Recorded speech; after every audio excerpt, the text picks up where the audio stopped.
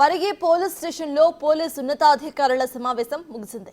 కలెక్టర్పై దాడి కేసు ఈ విచారణకు సంబంధించి ఏ విధంగా కేసు సాగుతుంది అనే అంశంపై కూడా అధికారులు సమీక్షించారు.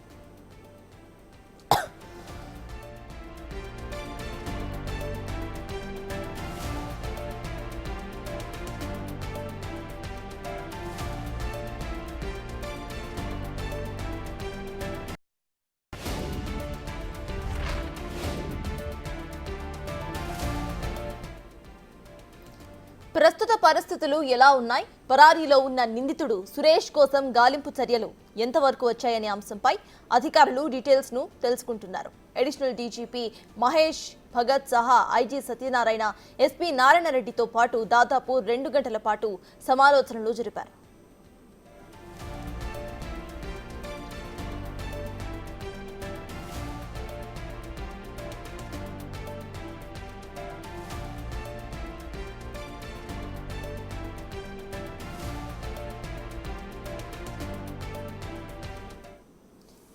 పరిగి పోలీస్ స్టేషన్లో పోలీసు ఉన్నతాధికారుల సమావేశం అయితే ముగిసింది. ఈ అంశంపై పూర్తి డీటెయిల్స్ మా ప్రతినిధి రాణా అందిస్తారు. రాణా, చెప్పండి, ఈ కేసుకు సంబంధించి విచారణ ఏ విధంగా సాగుతుంది అనే అంశంపై ఇక్కడ డిస్కస్ చేసుకున్నట్టు తెలుస్తోంది. అయితే దీంట్లో అప్డేట్స్ ఏంటి అండ్ ఫ్యూచర్ లో ఎటువంటి ప్లాన్ ని వీళ్ళు అవలంబించే అవకాశం ఉందనుకోవచ్చు?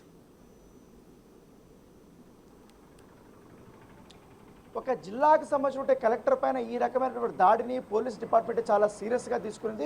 రాష్ట్ర ప్రభుత్వం కూడా చాలా సీరియస్గా తీసుకుంది. ఇప్పటికే ఈ దాడి వెనకాల బీఆర్ఎస్ సంబంధించిన నేతలు ప్రమేయం ఉంది. వాళ్ళు అరెస్ట్ కూడా అయినటువంటి నేపథ్యంలో దీనికి మరొక వ్యక్తి కేటీఆర్ పేరు కూడా తెరపైకి వస్తున్న నేపథ్యంలో అసలు కేసుకు సంబంధించినటువంటి మొత్తం దర్యాప్తు ఏ విధంగా సాగుతుంది, ఇన్ని రోజులు దాదాపు 3 రోజుల నుంచి కూడా ఈ కేసు నడుస్తున్న నేపథ్యంలో ఇప్పటి వరకు ఎంతమందిని అదుపులోకి తీసుకున్నారు, వారు చెప్పినటువంటి సమాధానాలు ఏంటి, దాంతోపాటు రిమాండ్కు తరలించినటువంటి నిందితులు ఎవరైతున్నారో వారు చెప్పినటువంటి అంశాలు ఏంటి అనేది కూడా ఇవాళ అడిషనల్ డీజీపీ మహేష్ భగత్ ఇవాళ పరిగి పోలీస్ స్టేషన్కి వచ్చినటువంటి నేపథ్యం కాబట్టి పరిగి పోలీస్ స్టేషన్లో దాదాపు 2.5 గంటల పాటు కూడా ఆయన ఇక్కడే ఉన్నారు.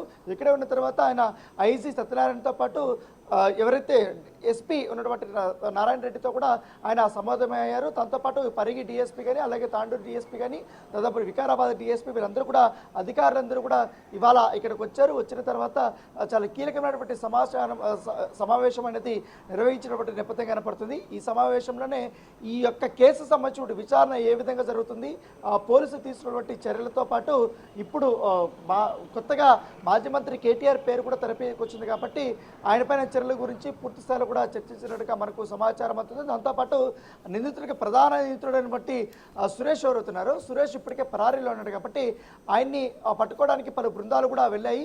సో అతను లాస్ట్ సెల్ ఫోన్ సంబంధించి సిగ్నల్ ఎక్కడ ట్రేస్ అయింది, తర్వాత ఆయన ఫోన్ ఇప్పటికే డేటా అంతా కాల్ లిస్ట్ తీశారు కాబట్టి ఆయన ఎక్కడ అంటే పారిపోయేంత ముందు అప్స్టాండింగ్ అయ్యే ముందు ఎవరితో మాట్లాడి ఉంటాడు, ఆయన సిగ్నల్ ఎక్కడ లాస్ అయింది, ఆయన గత వారం 10 రోజుల నుంచి కూడా అతని యొక్క కదలికలు ఏ విధంగా ఉన్నాయి, మొత్తం ఇప్పటికే ఇటు దానికి సంబంధించిన సన్నిహితుల దగ్గర కానీ గ్రామాల్లో కూడా అధికారులు అక్కడ సమాచారం కూడా సేకరించారు కాబట్టి ఇవాళ కానీ రేపులో కానీ సురేష్ని అరెస్ట్ చేసే అవకాశం ఉన్నట్టుగా మనకు సమాచారం అవుతుంది. దాంతోపాటు పట్టం నరేందర్ రెడ్డి యొక్క ఇన్వాల్వ్మెంట్ ఎంతవరకు ఉంది, ఇప్పుడు ఆయన ఏవన్గా ఉన్నాడు కాబట్టి ఆయన చెప్పినటువంటి స్టేట్మెంట్ ఆధారంగా ఫర్దర్ అరెస్టులు ఏ విధంగా చేయాలనే దానిపై కూడా ఇప్పటికే సమాలోచనలు చేసినటువంటి నేపథ్యం కనపడుతుంది. దాంతోపాటు జిల్లా వ్యాప్తంగా లా అండ్ ఆర్డర్ ఇష్యూస్ కూడా ఏ విధంగా ఉన్నాయి, దాంతోపాటు ఇటు బీఆర్ఎస్ సంబంధించినటువంటి నేతలు ఒకవేళ ఎందుకంటే అరెస్టుల పరంపర కొనసాగితే బీఆర్ఎస్ నేతలు పెద్ద ఎత్తున కూడా ఆందోళన చేయడానికి మొత్తం వికారా జిల్లా మొత్తం వ్యాప్తంగా కూడా వాళ్ళు ప్లాన్ చేశారు కాబట్టి వాటి ఏ విధంగా అడ్డుకోవాలి ఇప్పటికే ఇంటెలిజెన్స్ విభాగానికి కొన్ని సమాచారం కూడా వచ్చింది. ఎందుకంటే ఇటు వికారాబాద్ జిల్లా హెడ్ క్వార్టర్స్ దగ్గర కానీ కొడంగల్లో పెద్ద ఎత్తున కూడా వాళ్ళు ఆందోళన చేయడానికి ప్రయత్నాలు చేస్తున్నట్టుగా సమాచారం ఇస్తున్నారు. దాన్ని ఏ విధంగా అడ్డుకోవాలి, నెక్స్ట్ పోలీస్ యాక్షన్ ఎలా ఉండబోతుంది అన్న దానిపై కూడా పూర్తి స్థాయిలో ఆయన సమాలోచనలు చేసినట్టుగా మనకు సమాచారం ఉంది. అధికారులకి కొన్ని సూచనలు కూడా చేసినట్టుగా తెలుస్తుంది.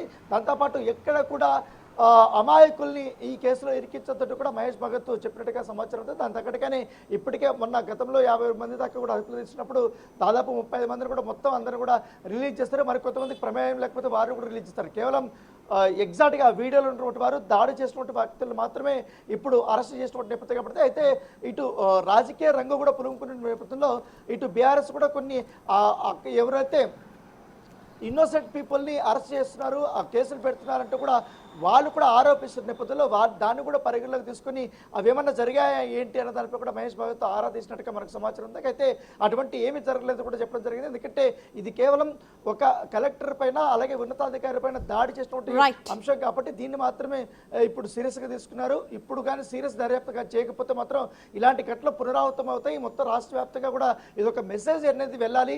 పోలీసులు తీసుకున్న చర్యలు ఏ విధంగా ఉండబోతాయి అనే దానిపై కూడా వెళ్ళాలనే దానిపై కూడా ఇవాళ సమాలోచన చేసినట్టుగా మనకు సమాచారం ఉంటుంది. సో ఏదైనా ఇప్పుడు ఇద్దరు ఐజీ ఇటు వికారాబాద్కి వెళ్ళిపోయారు. తర్వాత మహేష్ భగత్ హైదరాబాద్కి వెళ్ళిపోయినటువంటి నేపథ్యంలో ప్రస్తుతం అయితే డిఎస్పీలు మాత్రం ఈ కేసు సంబంధించిన దర్యాప్తుపై పూర్తి సమాలోచనలు చేస్తున్నటువంటి నేపథ్యం ఏర్పడుతుంది. Right, thank you Rana.